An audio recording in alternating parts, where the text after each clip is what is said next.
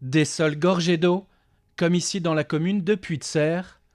Nous sommes dans le bas-bocage, avec une terre argileuse et humide. La situation est compliquée.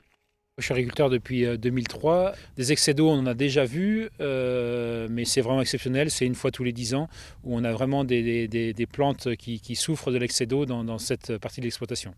L'orge et le blé tendre, semés en automne, souffrent. Les racines sont en train de pourrir. Une asphyxie significative malgré des champs de culture drainés artificiellement. Il faut imaginer que dessous nos pieds, il y a des tuyaux qui passent pour enlever l'excès d'eau, mais tout a une limite. En année normale, ça fonctionne très bien.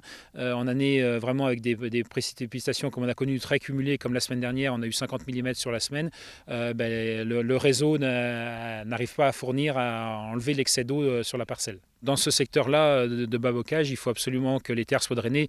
Sur des terres non drainées, c'est vraiment risqué de faire des cultures d'hiver parce que le moindre excès d'eau pénalise la plante. À 20 minutes de voiture de Puy-de-Serre, nous retrouvons notre agriculteur sur ses terres de Fontenay-le-Comte. Et là, c'est une autre histoire. Bertrand Mittard cultive ici du colza sur un sol filtrant. C'est le sol argilo-calcaire de la plaine vendéenne. On voit que le colza, pour l'instant, supporte l'excès d'eau dans nos terres, et nos terres, comme vous l'avez vu, sont plutôt filtrantes. Donc, pour l'instant, aucun problème sur la culture. Mais il y a un revers de la médaille.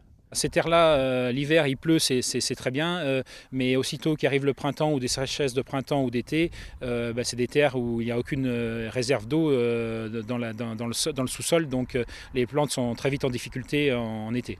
Les excès de la météo ne sont plus des accidents, mais des signaux. L'agriculture doit accélérer son adaptation et préserver l'avenir.